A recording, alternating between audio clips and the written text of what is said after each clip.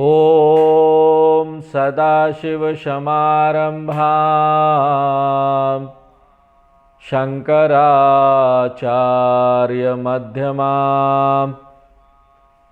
अस्मदाचार्यपर्यन्तां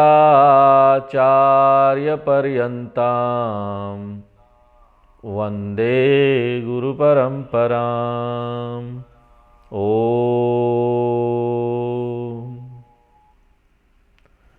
तो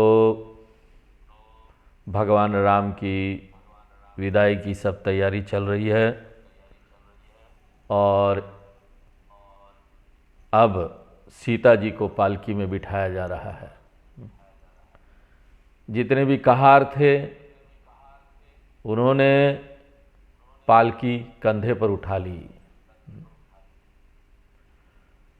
अब पुत्रियां जनक जी के बराबर आ गई पालकी में जब उठी तो, और जनक जी ने पालकियों को चलने नहीं दिया, रोका। बड़े धैर्य धारण करके पालकियों में बैठी हुई पुत्रियों को जनक जी शिक्षा देने लगे। बहुविधि भूप सुता समुझाई।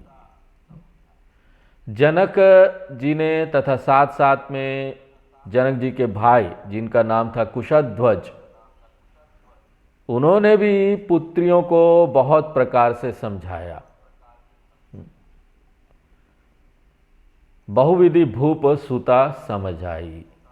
स्त्रियों का धर्म समझाया, सामान्य धर्म क्या है वो भी समझाया, और स्वधर्म क्या है उसकी भी शिक्षा दी। स्त्री का धर्म वो स्वधर्म है, और किस आश्रम में है वो स्वधर्म है। तो पुत्रियों को तो ससुराल जाना ही होता है, ये बात उनको समझा रहे थे। विवाह में माता पिता सामान्यतः ये बात समझाते हैं बेटियों को कि देखो बेटियों को तो जाना ही पड़ता है एक न दिन, तुम्हारा कर्तव्य ये है। देखो मूल चीज क्या है, सेवा करते रहो। कर्तव्य और सेवा, मूल कर्तव्य सेवा है। और सेवा जब आप करेंगे तो बाकी सारे जो कर्तव्य आपको लगता है ना कि हमको इनके लिए कुछ करना है, उनके लिए कुछ करना है, इनके लिए कुछ करना है, वो सब उसमें आ जाता है। सेवा देना शुरू करोगे, वो भी निस्वार्थ भाव से सेवा देना शुरू करोगे, तो सारे कर्तव्य अपने आप ही पूरा होने लगते। कर्तव्य भी देखना नहीं पड़ता कि क्या कर्तव्य है। सबसे प्रेम भाव रखो, निस्वार्थ सेवा करो। जीवन इसीलिए तो बना है। सभी जो जीवन के स्तर आते हैं उसमें बात एक ही रहती है, कुल मिलाकर बात एक ही है। सेवा करो, निस्वार्थ सेवा करो, सबको प्रेम दो। कुल धर्म के रूप में क्षत्रिय स्त्रियों की क्या धर्म होती है वो भी बताया। क्या बताया कि देखो तुम क्षत्रिय हो। क्षत्राणियां क्या करती है, अपने पति को उनके धर्म के पालन करने में डिगाए ना, उनको विमुख ना करे। एक क्षत्रिय का काम होता है कि वो समाज का निस्वार्थ सेवा करे, तो पत्नी को भी उसके साथ लाकर समाज का सेवा करना चाहिए, उनको उत्साहित करना चाहिए, उनको प्रेरणा देना चाहिए। हम आज के परिप्रेक्ष्य में बताएं तो कितना ज्यादा महत्वपूर्ण ये है, आपको समझ में आएगा आज के आधुनिक परिप्रेक्ष्य में अगर हम इस बात को आपको बताएं तो। एक इंडियन एडमिनिस्ट्रेटिव सर्विस का ऑफिसर है, आईएएस है, उसका काम है, पुलिस में आईपीएस में सब लोग होते हैं, उनका काम है सेवा दो। सरकार ने आपको नियुक्त क्यों किया है, ताकि आप लोगों की सेवा कर सके। अब उसकी पत्नी उसके साथ है, कई पत्नियां होती हैं, उनको पैसे चाहिए। और वो पतियों को इतना परेशान करती है सुबह शाम कि वो पति को ज्यादा पैसा लाने के लिए गलत काम भी करने पड़ते हैं। सेवा के बदले वो भ्रष्टाचार करता है। मुझे हीरे का हार चाहिए, हाँ, और हर महीने चाहिए, बड़े बड़े क्लबों में जाना है, होटलों में जाना है, हाँ? अच्छे अच्छे ड्रेस पहनने हैं, ये सारी चीजें चाहिए। क्यों? मैं आपकी पत्नी हूं, आपका कर्तव्य बनता है ये मुझे देना। ऐसी ऐसी बातें सब चलती है कि पति को मजबूर होकर भ्रष्टाचार करना पड़ता है। तो ऐसा कोई काम ना करे। मां बाप समझा रहे हैं।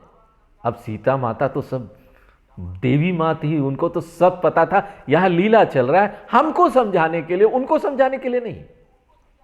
सीता जी को समझाने की जरूरत नहीं थी।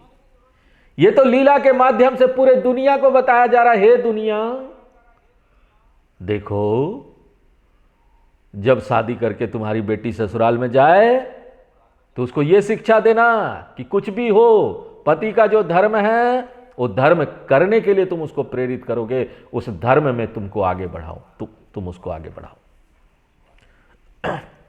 और सबसे मूल धर्म क्या है? सबसे बड़ा कर्तव्य और मूल कर्तव्य क्या है कि एक पत्नी अपने पति को धर्म के मार्ग में आगे बढ़ाए, मुक्ति के मार्ग में आगे बढ़ाए, उसको प्रेरित करे कि चलो मुक्त हो जाओ। तुम्हारा हर परिस्थिति में, हर चीज में वो एक ही चीज देखे, लक्ष्य यही है। हम दोनों एक साथ आए क्यों हैं? जीवन भर का साथ नहीं है, यहां 7 जन्मों का साथ है। कुत्ते बिल्ली की तरह लड़ते रहते हैं, उसके बाद 7 जन्मों का साथ बोलते हैं। अरे इसी जन्म में छूटो, धर्म ये बोलता है। अगले जन्म में जाने की जरूरत नहीं है, यहीं इसी जीवन में रहते रहते मुक्ति प्राप्त कर लो, अपने पति को भी प्राप्त करा दो। ये होता है पत्नी का धर्म, और पति का धर्म भी वही होता है, आगे बढ़ाओ। 7 जन्मों का साथ नहीं, इसी जन्म में मुक्त करो।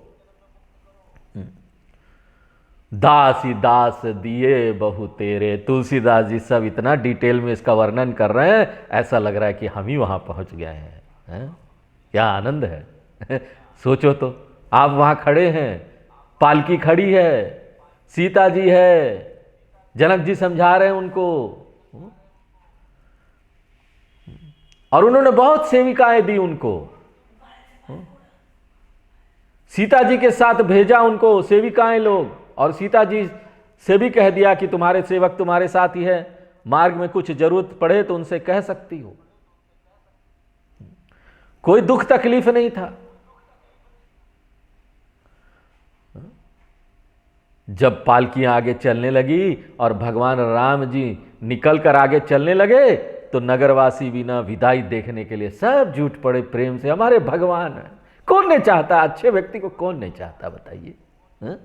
भगवान को कौन नहीं चाहेगा? कौन अपने आंखों से ओझल होने देगा? सब चाहते हैं कि ऐसा व्यक्ति ना, भगवान वाला गुण हमारे अंदर भी आना चाहिए। यही तो बात है ना। देखो रामचरितमानस में इतना विस्तार में हम ये कहानी क्यों सुन रहे हैं?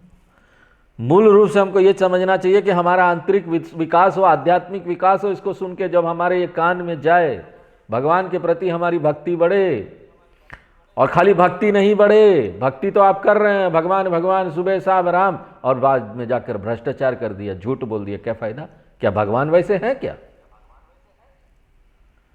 जैसा भगवान है वैसा ही हमको बनना है। और ऐसा बोलने में ना झिझक नहीं होना चाहिए। नहीं नहीं, हम कैसे बन सकते हैं? कई लोग बोलते हैं,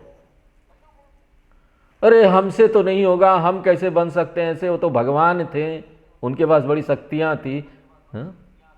भगवान बोलते हमने भी आपको बड़ी शक्ति दी है, पहचानो तो, अपना जीवन बदलने के लिए, अपना भला करने के लिए, अपना विकास करने के लिए हमने बहुत शक्तियां दी हैं, पहचान तो लो। इसलिए ये बोलने में नहीं डरना चाहिए। कई लोग, आध्यात्मिक लोग हमारे पास आते हैं, बोलते रहते हैं स्वामी जी आपकी बात तो अलग है। अब वो हम जाते थे कानपुर में अपने गुरुजी से मिलने, स्वामी शंकरानंद जी, मंदना में उनका आश्रम था, चिन्मय मिशन का। कई लोग रहते थे वहां पर, और ज्यादातर लोग ना बस पूजा कर, चरणों में पूजा कर लिया। भाई स्वामी जी बड़ा अच्छा, हमें स्वामी जी दर्शन दे दिए, चलो। जहां बोल दो कि भाई देखो स्वामी जी के कितने अच्छे गुण है, हमको भी लाने, नहीं नहीं हम उनके जैसा कैसे हो सकते, वो तो भगवान है। बड़ा अच्छा बात है, आप किसी को भगवान बना देते, आप खुद आलसी बन जाते। अरे आपको भी भगवान बनना है भाई साहब, आपको भी उस साधु संत की तरह बनना है। आप ये नहीं बोल सकते कि वो बन गया, हम तो नहीं बन सकते, वो तो भगवान है। जब वो बन गए तो आप भी बन सकते हैं। ऐसा आप भी अपने अंदर गुण लाइए ना, मेहनत है उसमें, करिए ना, बदलिए अपने आप को। भूसुर सजीव समेत समाजा, सीता जी को विदा करने के लिए भूसुर यानी ब्राह्मणों और मंत्रियों के समूह समेत सब लोग चले। महाराज दशरथ थे, सब बाराती जनकपुरवासी सब साथ साथ जा रहे हैं, विदाई देखने के लिए खड़े हुए हैं। पालकियां पहुंच गई है, भगवान राम भी सभी भाइयों सहित पहुंच गए हैं, बाजा उजा बज रहा है, हाथी रथ घोड़े सब। कल्पना कीजिए, आजकल तो एआई आ गया है, आर्टिफिशियल इंटेलिजेंस। वो आप इंटरनेट पर वो जाकर लैपटॉप में वो आप उसमें वो एआई में डालेंगे ना कि ऐसा भगवान बना दीजिए, भगवान यहाँ खड़े हैं, जनक जी खड़े हैं, पालकियाँ खड़ी है, रथ घोड़े, वो तुरंत तस्वीर बना देता है, आपको कुछ करना नहीं। वो आपका पेंटर है, वो भी इतना दिन नहीं लगाता, तुरंत सेकेंड्स में आपको ऐसी तस्वीर बना के दे देगा। हाथी घोड़े, राम जी खड़े, सीता जी खड़े, सब ऐसा। हाँ? तकनीक विकास सब कुछ हो रहा है, लेकिन जब तक हम आध्यात्म और धर्म को, अपने इस रामचरितमानस को, गीता को, इन सब शास्त्रों को अपने साथ लेकर नहीं चलेंगे, तब तक ये जो विकास हो रहा है ना, वो सब गलत हाथों में जाएगा, उसका उपयोग गलत होगा। देखिए, हम वेदों में बोलते हैं ना कि जो भी नई बात चीज आ रही है ना इस संसार में, उसका स्वागत करो। जो भी तकनीकी विकास हो रहा है ना यहां पर, उसका स्वागत करो।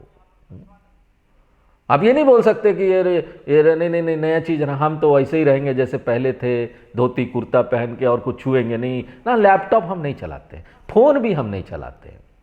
अरे सीखो, और सीखने का कोई उम्र नहीं होता। जिंदगी भर जब तक हाथ पांव चल रहा है और जब तक ये मन चल रहा है ना, अगर हाथ पांव ना भी चले तब भी व्यक्ति को सीखते रहना चाहिए, हर दिन कुछ ना कुछ सीखना चाहिए। तो यहां पर बड़ा सुंदर दृश्य है, प्रस्थान के लिए सब तैयार। दशरथ विप्र बोली सब लीन है।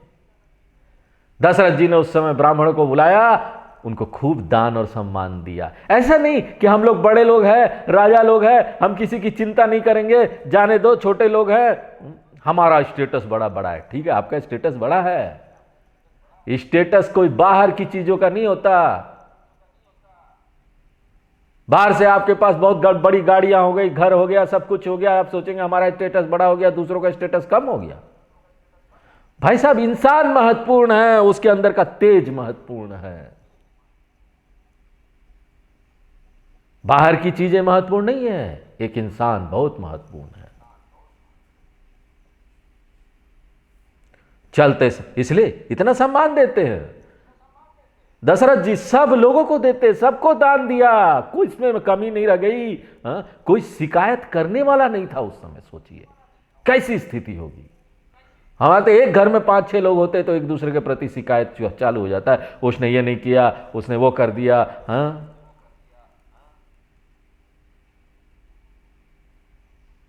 और चलते समय महाराज दशरथ ऐसे नहीं थे, उन्होंने जितने भी ब्राह्मण लोग थे, विद्वान लोग थे, उनके चरणों की धूलि अपने प्रणाम किया उनको लेकर। उनको मालूम है कि विप्र लोग बहुत महत्वपूर्ण है, विद्वान लोग, जो लोग शास्त्रों का ज्ञान रखते हैं।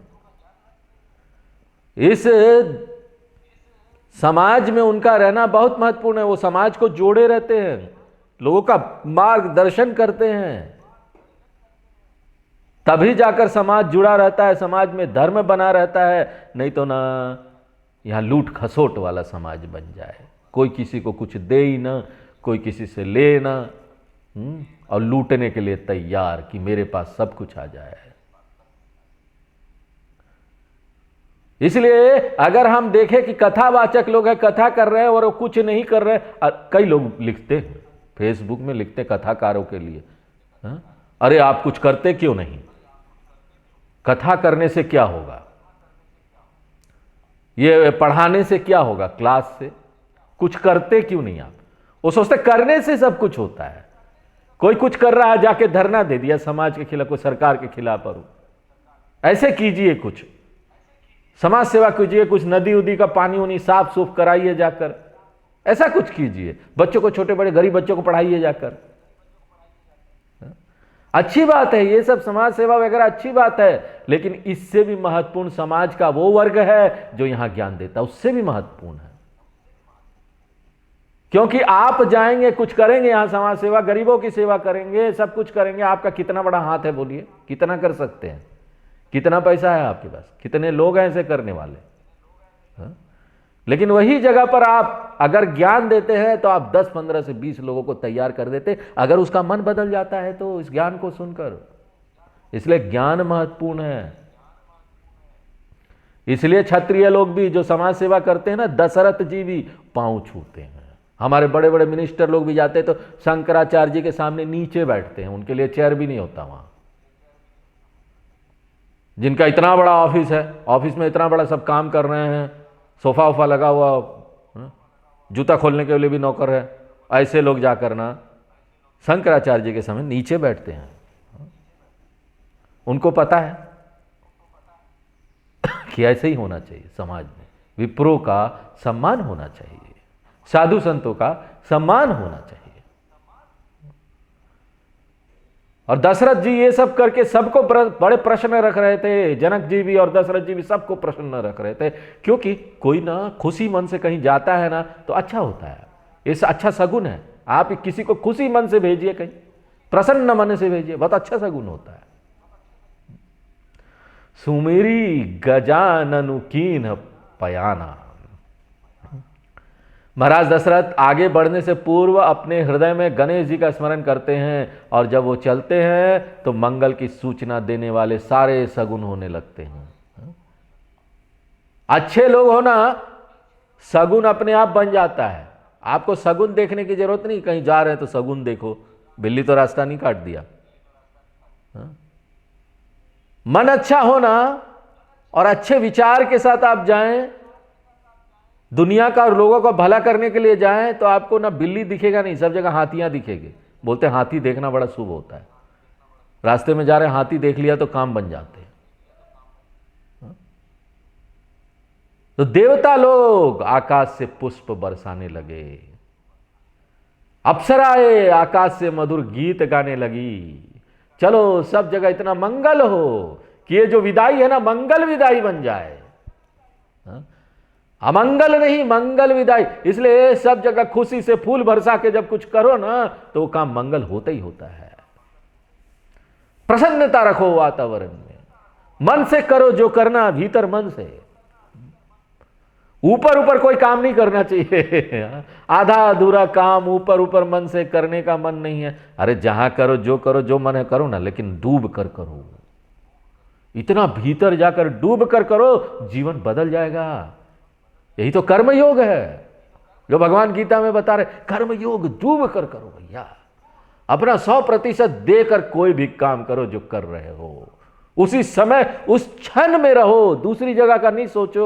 अभी हम ये काम कर रहे हैं, इसको अच्छा से करना है। सब प्रस्थान शुरू हो गया, बाजे बजने लगे। जनक जी भी साथ साथ अभी भी चल रहे थे, साथ नहीं छोड़ा था, चले जा रहे थे बारातियों के साथ। होता है ना, जब बाराती जाते छोड़ने का मन नहीं करता है, दूर दूर तक जाएंगे माँ बाप। ट्रेन में भी लोग छोड़ने जाते हैं ना, रुकते, ट्रेन चले तो ट्रेन के साथ साथ चलते, खिड़की से झांकते हुए, हाँ हाँ ठीक है ना, सब ठीक है ना, छोड़ते नहीं है। बारात चलने लगी तो तमाम लोग पीछे हो लिए, सब जनकपुरी के लोग भी पीछे हो लिए। अरे कौन छोड़ेगा, भगवान का साथ को छोड़ता है क्या। नृप करी विनय महाजन फेरे। अरे इतने भीड़ हो गया था, इतने लोग हो गए थे, बूढ़े लोग भी थे, श्रेष्ठ लोग भी थे। अब महाराज दशरथ ने सबको हाथ जोड़कर कहा कि भगवान अब हमारे साथ आगे मत जाओ, अब यहां से आप लोग वापस हो जाओ। जो लोग आए थे वहां साथ में मागध, सूत, बंदीगण, भिक्षुक आदि वो भी चले जा रहे थे। ये नहीं यहां तो आजकल किसी को दान मिल गया, काम हो गया, सब भाग जाते हैं। आजकल प्रोग्राम वोग्राम भी होता है ना, तो खाना बाद में रखते हैं, पहले खाना खिला दो तो आधे प्रोग्राम में उठ के भाग जाएंगे लोग। इसलिए लोग बोलते हैं ये प्रोग्राम है, 1 घंटे का लेक्चर होगा, उसके बाद खाना भी खिलाया जाएगा, तो लोग बैठे रहते हैं, चलो सुन लो, 1 घंटे बाद खाना तो मिलेगा। अगर पहले खिला दिया तो भाग गए। लेकिन यहां ऐसा नहीं है, ये तो समाज ही अलग था, इतना प्रेम भरा समाज था, अपने हो दूसरे हो सबको अपना बना के चलो ना, तो देखो दुनिया कितनी सुंदर हो जाती है। ये नहीं कि भिक्षुक लोग थे, मांगने लोग थे, जाने थे उनको। अब वो भी ये सोचे चलो राम जी चले गए, हमको तो पैसा मिल गया, निकलो यहां से। और सबको भर भर के दान मिला था, सोने पैसा जो चाहिए सबको मिला था। लेकिन वो हाथ में लिए लिए ऐसे चले जा रहे थे, राम जी को तो हम छोड़ेंगे नहीं, पैसा छोड़ देंगे। ऐसा होना चाहिए हमारा मन। पैसा मिले ना तो भी हम पैसा छोड़ देंगे, हम भगवान को नहीं छोड़ सकते भाई साहब। आभूषण, सवारियां, यहां पर बड़ी बड़ी गाड़ियां, घर सब छोड़ सकते हैं जब हमको ऐसा कभी ऑप्शन आए ना, मन में विकल्प आए कि हमको क्या पकड़ना चाहिए। किसी कोई हमसे अगर पूछे कि तुम पूरा भगवान को छोड़ दो या फिर अपने सारे ये जो पैसे उसे मिल रहे ना वो सब छोड़ दो, क्या छोड़ोगे? वह भगवान को हम नहीं छोड़ सकते, तुमको पैसा देना दो, नहीं देना जाओ यहां से। ऐसा कोई होता ना, समझो तीव्र मुमुक्षु है, वो भगवान के प्रति उसका बहुत भक्ति प्रेम है। प्रेम पोसी ठाड़े सब कीन्हे, सबको ना बड़े प्रेम प्रदर्शित करते हुए समझा बुझाकर सबको वापस किया, जाओ भाई अब यहां से। अब वो लोग भी बंदी मागध आदि दिल से जय जयकार बोलते हुए जा रहे थे, ऊपर ऊपर से नहीं। आजकल तो ऊपर ऊपर से जय जयकार होती है, पार्टी ओटियों में जाओ, कहीं कुछ जाओ, किसी का जय जयकार करना, वहां कोई मिनिस्टर आया जय जय हो, सब ना सोचते रहते मन में जितना ज्यादा जय बोलोगे हमको बाद में अगला पद हम ही को मिलने वाला है। यहां पर ऐसा कुछ नहीं था, दिल से जय बोलो, कुछ मिले ना मिले, जय जयकार जय जयकार जय हो।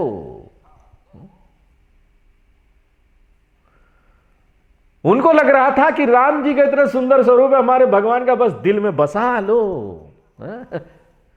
दर्शन करने जाते हैं मंदिर में लोग, यहां पर अयोध्या में भी राम जी का दर्शन, इतना भीड़ हो रहा है वहां पर लोग खड़े हो जाते, हटते नहीं है। मंदिर में कहीं भी जाओ, ज्यादा से ज्यादा और दर्शन कर ले, और दर्शन कर ले, हटने का मन ही नहीं करता वहां से। अब महाराज दशरथ जी बार बार जनक जी से कहते हैं कि जनक जी आप कहां तक हमारे साथ चलोगे, जाइए अब आप लौट जाइए। लेकिन जनक जी बेचारे प्रेम में इतने विवश थे कि लौटना ही नहीं चाहते थे, चले जा रहे थे साथ में। पुनि कहा भूपति बचन सुहाए, महाराज दशरथ बड़ी मधुर वाणी में जनक जी से फिर प्रेम पूर्वक आग्रह करते हैं कि हे जनक जी अब आप लौट जाइए, अब तो आप नगर के बाहर आ चुके हमारे साथ चलते चलते। और जनक जी ना फिर भी नहीं जाते हैं, तो राव बहोरी उतरी भय ठाड़े, महाराज दशरथ ने अपना रथ रोक दिया और उतर गए, चलो भैया। विदाई का दुख दोनों को हो रहा था, दोनों तरफ से वही दुख था, और दोनों प्रेम से, वो दुख वाली प्रेम से गदगद हो रहे थे, नेत्रों में प्रेम आंसू आ गए थे। महाराज दशरथ ने हाथ जोड़कर, राजा जनक जी ने हाथ जोड़कर महाराज दशरथ से बहुत ही प्रेम और स्नेह रूपी अमृत में डुबोई हुई मधुर वाणी ने कहा। हमारी वाणी भी ऐसी होनी चाहिए, प्रेम अमृत में डुबोई हुई। धीरे से बोलना चाहिए हमको, बड़े सॉफ्ट शब्दों में बोलना चाहिए, और हमारे शब्द भी ऐसे होने चाहिए ना कि दूसरों को ना डंक नहीं मारे। नहीं तो कई लोगों के शब्द होते हैं ना, वो डंक ही मारते लोगों को। ऐसे क्यों शब्दों का उपयोग करते हो? शब्द भी आप जो गलत बोलते हो ना दूसरों को, वो भी एक कर्म है, पाप कर्म बन जाते हैं, आपके ऊपर पाप चढ़ते जा रहा है। आगे कुछ परिस्थिति आएगी खराब तो मत बोलिएगा, हे भगवान हम ही को क्यों ऐसा परिस्थिति दिया, तुम ही ने तो बोला था ना ऐसे गंदी गंदी बातें, कठोर शब्द, तो उसका फल मिल रहा है तो रो काहे रहे हो, भगवान को काहे बोल रहे हो। जो तुम करते हो तुम्हारा किया हुआ तुम्हारे पास ही आता है, भगवान क्या करेंगे। भगवान तो वहां पर जज की तरह देख के तुमको उसका रिजल्ट दे देते, तुमने जो किया है लो रिजल्ट, जो तुम मांगोगे वो मैं देने के लिए तैयार हूं। वो अच्छी चीज मांगो, अच्छी चीज मांगने के लिए वैसे ही व्यवहार होना चाहिए। हे महाराज आपने तो हमको बहुत बड़ाई दे दी, आपसे संबंध बनाकर हमारा जो स्तर है ना बहुत बढ़ गया, हम बहुत बड़े हो गए हैं।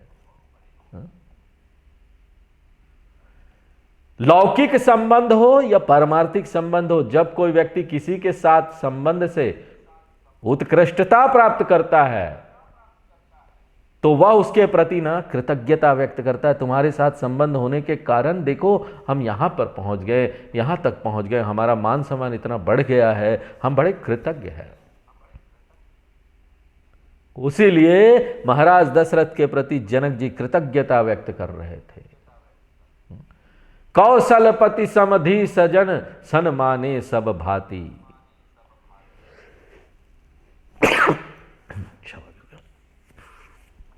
तो महाराज दशरथ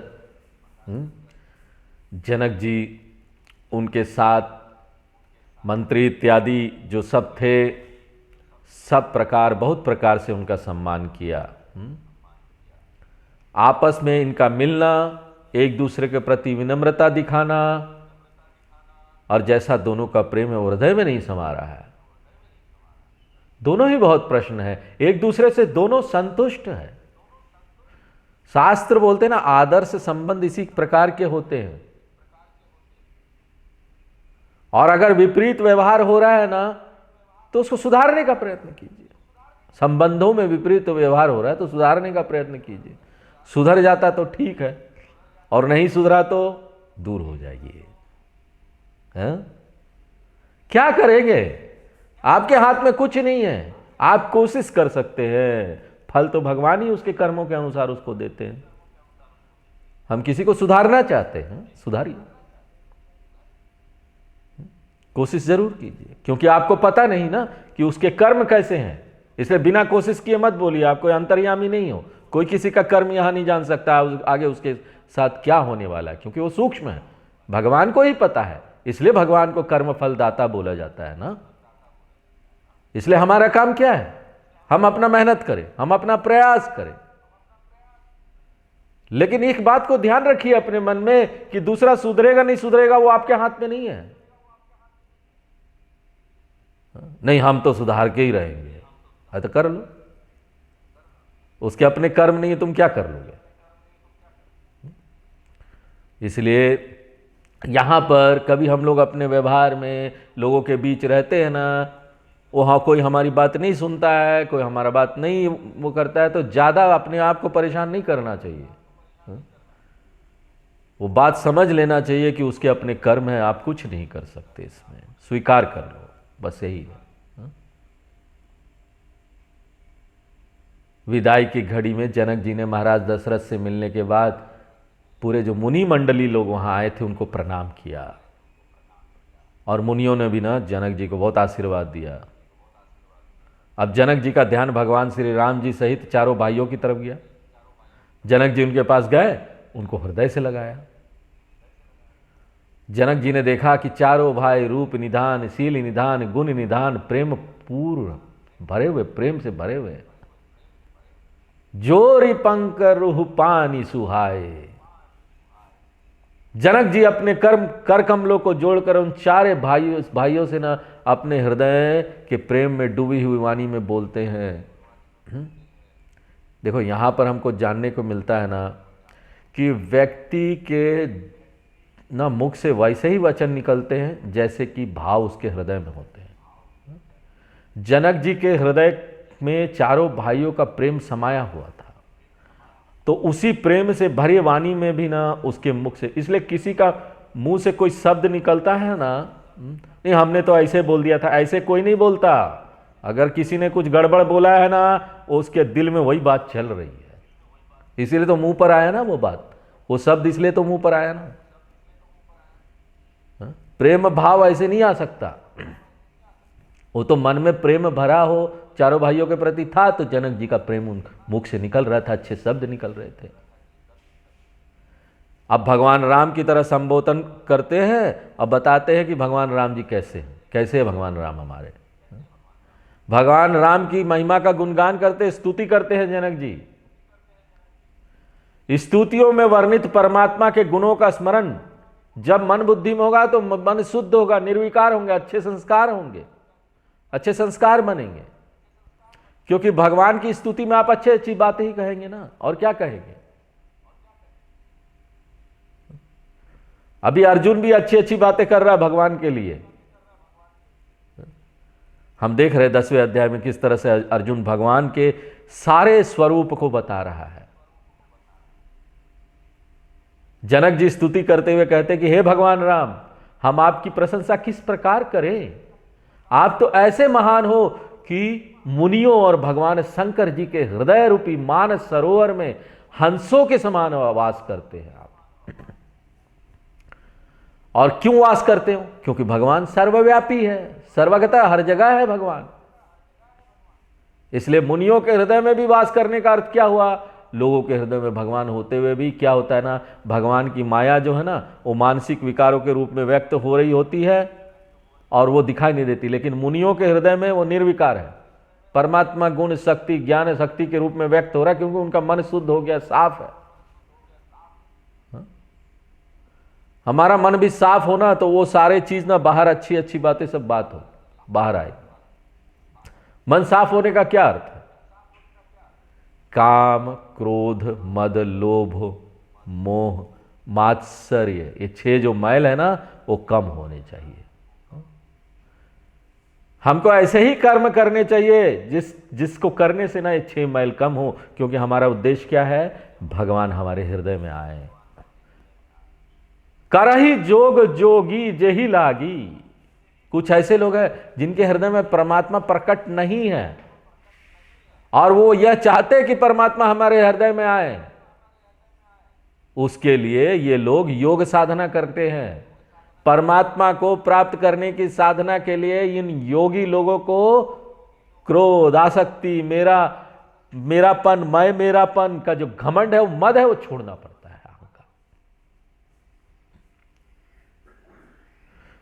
ज्ञान का भी मद हो सकता है, हमको बड़ा ज्ञान है, बड़े पंडित हैं हमको वेदों का सब ज्ञान है, बड़ा पंडित। हमको संस्कृत का पूरा ज्ञान हो गया, बहुत पंडित है, इसका भी अहंकार होता है।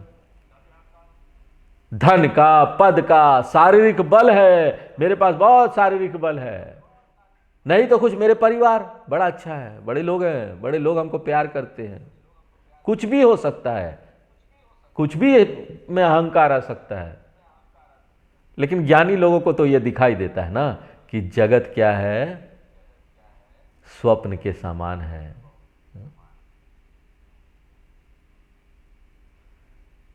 सपने की दुनिया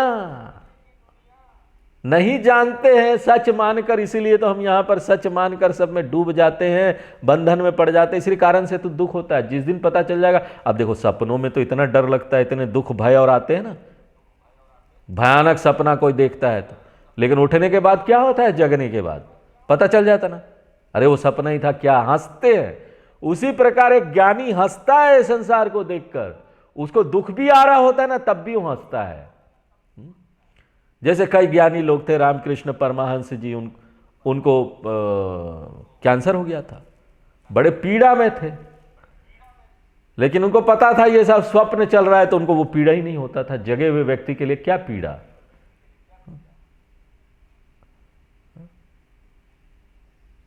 और भक्तों की बात ऐसी है कि उनका तो स्वभाव ही ऐसा हो जाता है, उनको कोई मद ही नहीं होता। वो जानते सब भगवान को सौंप देते, सब भगवान का ही, मेरे को क्या मद करना, मुझे क्या घमंड करना, मुझे क्या अहंकार करना।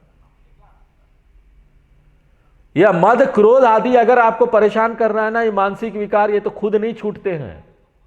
इनको छोड़ने के लिए हमको मेहनत करना पड़ता है, योग साधनाएं करनी पड़ती है। कर्म योग करो, भक्ति योग करो, ध्यान योग करो।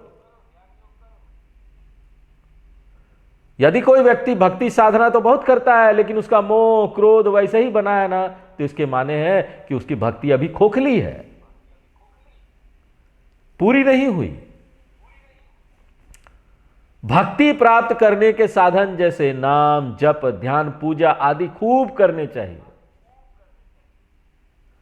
आपको कोई लोग पूछे ना, हमको बड़ा परेशानी होती, बड़ा स्ट्रेस होता है, घर परिवार में बहुत परेशानी है, ये है, इसका एक ही समाधान है, आप उसको बोलिए जप करें। यही समाधान दीजिए उसको। उसको मत बोलिए कि क्लास में आए, गीता क्लास में आ भी नहीं सकता ऐसा व्यक्ति कभी। अब आप लोग गीता पढ़े, लोग पूछेंगे समाधान दीजिए, भाई क्या करें? आध्यात्मिक समाधान यही है।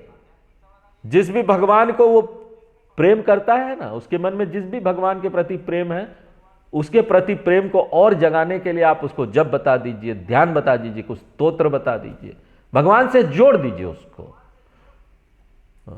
यही साधना है। जैसे वो साधना करेगा इस लालच में ही करे कि उसका मन ठीक हो जाएगा, उसका स्ट्रेस चला जाएगा, उसका घर परिवार ठीक हो जाएगा, उसको पैसे आ जाएंगे, अभी जो बहुत काम है काम कम हो जाएगा, लालच में ही करे, शुरू तो करे, धीरे धीरे वो लालच भी नहीं रह जाएगा। भगवान इतने अच्छे हैं, इतने सुंदर है, इतने प्रेमवान है कि बाकी सब उद्देश्य आपका छूट जाएगा। नहीं भी हुआ है तो आप कुछ नहीं बोलेंगे, अरे ये तो हमको अच्छी चीज मिल गई, आप बोलेंगे उस समय तो पता ही नहीं चल रहा था, उस समय लग रहा था हमारा काम कम हो जाए, हमारा नौकरी अच्छी हो जाए, हमारी बेटी की शादी हो जाए, इसलिए हमने ये शुरू किया था। अब देखो, अब बेटी का शादी हो ना हो, अब हमको पैसा मिले ना मिले, उससे बड़ा तो भगवान है। इतना सुंदर प्रेम हमको मिल गया है, तो धीरे धीरे करके वो व्यक्ति वैसा हो जाएगा। इसलिए उसको यही उपाय बताइए। और ज्योतिष लोग भी तो यही उपाय बताते हैं ना। आप किसी भी बड़े ज्योतिष के पास जाइए, बोलिए आपका ना हमको मानसिक समस्या ये हो रही थी, है? तो वो आपका कुंडली देखेंगे और देखेंगे किस उसको कुंडली में थोड़ा समझ में आता है कि किस भगवान के प्रति उनका स्थिति क्या है, सब देखते हुए बताएंगे चलो आप ना यहाँ पर रुद्राभिषेक करा लो, आपका सब ठीक हो जाएगा। हा? तो इस तरह करते करते परमात्मा से इतना प्रेम हो जाता है ना, बाकी चीजों से ध्यान हट जाता है अपने आप। और जब बाकी चीजों से ध्यान हट जाता है तो मन शांत हो जाएगा, ऑटोमेटिक मन शांत हो जाएगा, जीवन आनंदमय बन जाएगा। इसलिए एक भगवान ही आनंद है और कोई नहीं। इस बात को ध्यान रखना चाहिए जीवन में। हा? कोई भी चीज आए ना, उसको छोड़ दीजिए, पहले भगवान को कीजिए। हा? भगवान को हमको ज्यादा इंपॉर्टेंस देना है। तो योगी लोग जिस परमात्मा की प्राप्ति का प्रयास करते हैं, उस परमात्मा के लक्षण यहां जनक जी बताते हैं। व्यापकु ब्रह्मु अलखु अविनाशी। जनक जी भगवान राम को संबोधित करते हुए कहते हैं कि आप तो ब्रह्म स्वरूप हो, व्यापक हो, अलख यानी जो दिखाई ना दे वो हो, सूक्ष्म हो। लेकिन भगवान राम तो दिखाई दे रहे हैं, फिर क्या बात है? इस बात को आगे स्पष्ट करते हुए कहते हैं कि आप चेतन स्वरूप हो, आप आनंद स्वरूप हो, आप निर्गुण स्वरूप हो, आप गुण राशि हो। देखिए, निर्गुण परमात्मा में सत्व रजस तमस कोई गुण नहीं है, लेकिन वही परमात्मा सगुण साकार हो गया। तो जैसे कि आप भगवान राम हैं, तो जितने भी सद्गुण हैं वो सब आपके अंदर आ जाएंगे, अच्छे गुण सब आ जाएंगे। इसलिए जिसके हृदय में अच्छे गुण है ना, सद्गुण है, परमात्मा उसी के हृदय में आएंगे। अन्यथा क्या होगा? माया भरी हुई रहेगी, माया परेशान करती रहेगी, माया झटके देती रहेगी जीवन में।